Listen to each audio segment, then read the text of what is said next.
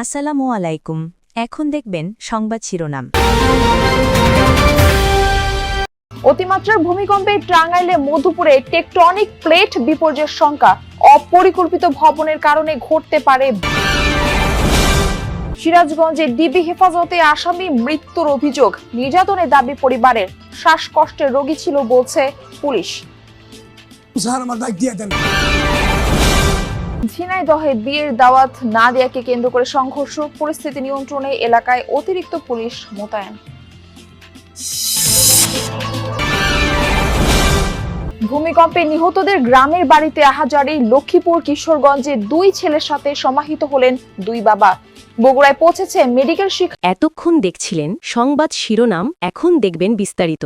টাঙ্গাইল শহরে প্রশাসনের উদাসীনতায় বাড়ছে অনুমোদনহীন ভূতল ভবনের সংখ্যা। স্থানীয়দের অভিযোগ, বিভিন্ন দফতরে একাধিকবার বিষয়টি জানানো হলেও কার্যত কোনো পদক্ষেপই চোখে পড়েনি তাদের। এদিকে অতিমাত্রার ভূমিকম্পে মধুপুরের টেকটনিক প্লেটটি ক্ষতিগ্রস্তের শঙ্কায় রয়েছেন স্থানীয়রা। অপরিকল্পিত ভবনের কারণে তৈরি হতে পারে বড় কোনো সংকট।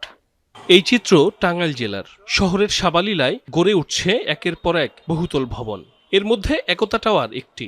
এলাকাবাসীর অভিযোগ, কাগজে কলমে 13 তলার অনুমোদন থাকলেও ভবনটি নির্মিত হয়েছে 18 তলা পর্যন্ত। নকশা বহির্ভূত প্রায় 40,000 স্কয়ার ফিট জায়গা। একতা টাওয়ারের বিরুদ্ধে আমরা একটা অভিযোগ করছিলাম, পূর্বেও অভিযোগ করা হয়েছিল, কিন্তু অভিযোগের কাজ হয় নাই। 40-50,000 স্কয়ার ফিট এক্সট্রা তারা ভবন নির্মাণ করছে।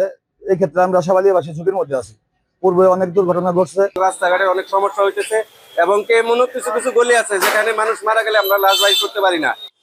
টাওয়ার মালিক পক্ষের দাবি, প্রথমে জেলা প্রশাসকের কার্যালয় এবং পরবর্তীতে পৌরসভা থেকে অনুমোদন নিয়ে ভবন নির্মাণের কাজ শুরু করেন তারা।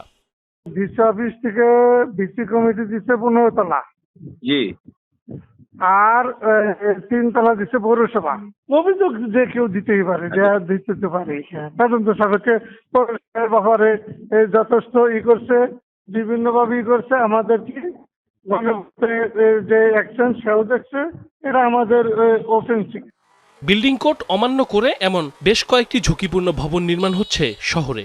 এমন জায়গা আছে যেখানে পায়ে হাঁটার রাস্তা না, এনে 5 তলা বিল্ডিং, 6 তলা বিল্ডিং। রোগীদের জন্য এমার্জেন্সি এইসব রাস্তা ক্লিয়ার দরকার, এইসব বিল্ডিং একটা ব্যবস্থা নিশ্চিত করা দরকার। ঘন ঘন ভবন হওয়ার কারণে এটা যে কোনো মুহূর্তে এটা ধসে যেতে পারে। টাঙ্গাইলের প্লেটটা তো আসলে ঝুঁকিপূর্ণ।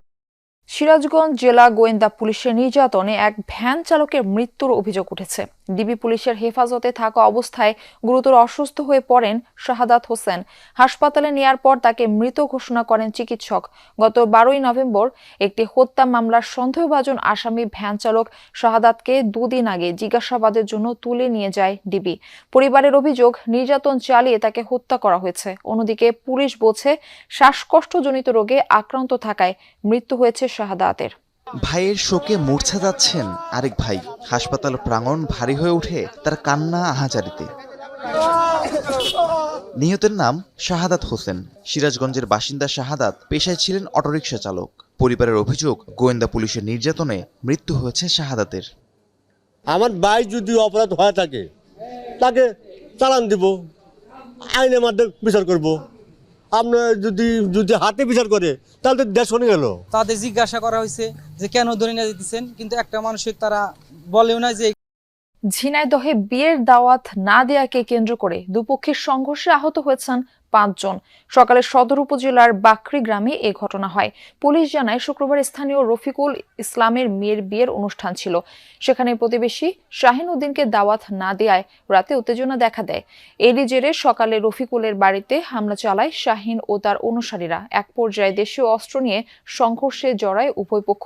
এ সময় আহত হয় দুপক্ষের 5 জন। খবর পেয়ে পুলিশ ঘটনাস্থলে গিয়ে পরিস্থিতি নিয়ন্ত্রণে আনে। আহতদের উদ্ধার করে হাসপাতালে ভর্তি করা হয়েছে। সংঘর্ষের ঘটনায় এলাকায় থমথমে পরিস্থিতি বিরাজ করছে। বিএনপি ক্ষমতায় গেলে সনাতন ধর্মাবলম্বীরা স্বাধীনতা পরবর্তী যে কোনো সময়ের চেয়ে ভালো থাকবেন, এমনটাই বলেছেন মাদারীপুর 3 আসনের বিএনপি মনোনীত প্রার্থী আনিসুর রহমান তালুকদার। শুক্রবার বিকেলে মাদারীপুর ডাসার উপজেলার ঘুঙ্গিয়াকুল আদর্শ সরকারি প্রাথমিক বিদ্যালয় মাঠে এক মতবিনিময় সভায় অংশ নেন তিনি। এ সময় আসন্ন নির্বাচনের ধানের শীষে ভোট দিতে সকলের প্রতি আহ্বান জানান তিনি। বলেন, বিএনপি ক্ষমতায় গেলে নতুন এক বাংলাদেশ উপহার দেবেন দলের ভারপ্রাপ্ত চেয়ারম্যান তারেক রহমান। নারায়ণগঞ্জের রূপগঞ্জে বিএনপির ভারপ্রাপ্ত চেয়ারম্যান তারেক রহমান ঘোষিত ৩১ দফা বাস্তবায়নে নারী সমাবেশ অনুষ্ঠিত হয়েছে।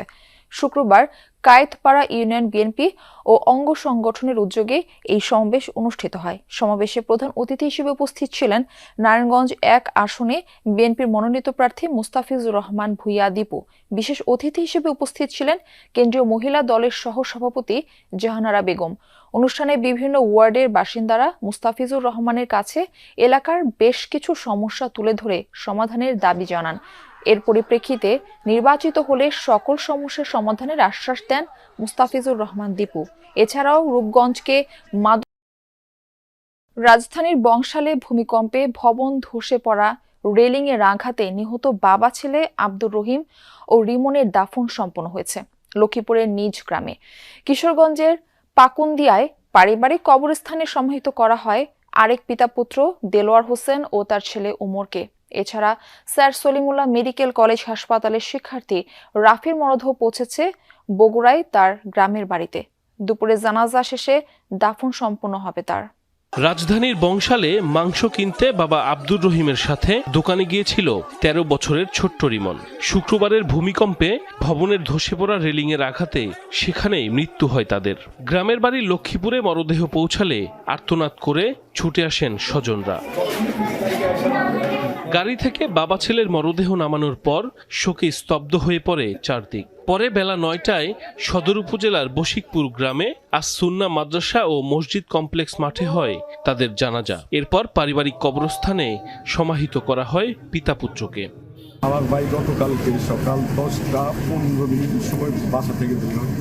ভূমিকম্প হয় 10:36 কি 37। তখন আমার ভাই এবং আমার বাতিজা দুইজন স্পট ডেটে মারা যায়। গতকালকে যে ঘটনাটি ঘটছে এটা অত্যন্ত মর্মান্তিক ঘটনা। আমরা আশা করব ভবিষ্যতে যাতে এই ধরনের ঘটনা না ঘটে। ভূমিকম্পের সময় নরসিংদী পলাশের গাবতলী এলাকায় পরিবারের সাথেই ছিলেন দেলোয়ার হোসেন। এ সময় একতলা ভবনের সিলিং ধসে গুরুতর আহত হন দেলোয়ার ও ছেলে ওমর। পরে উদ্ধার করে ঢাকা মেডিকেলে নেওয়া হলে চিকিৎসাধীন অবস্থায় মৃত্যু হয় তাদের। এরপর নরসিংদীতে প্রথম নামাজে জানাজা হয় বাবা ছেলের। পরবর্তীতে কিশোরগঞ্জের পাকুন্দিয়ায় দ্বিতীয় নামাজে জানাজা শেষে পারিবারিক কবরস্থানে দাফন করা হয় দেলোয়ার হোসেন ও তার ছেলে ওমরকে। মরহুম দেলোয়ার হোসেন উজ্জ্বল আমাদের ইউএমসি জুট মিলের একজন কর্মচারী ছিলেন।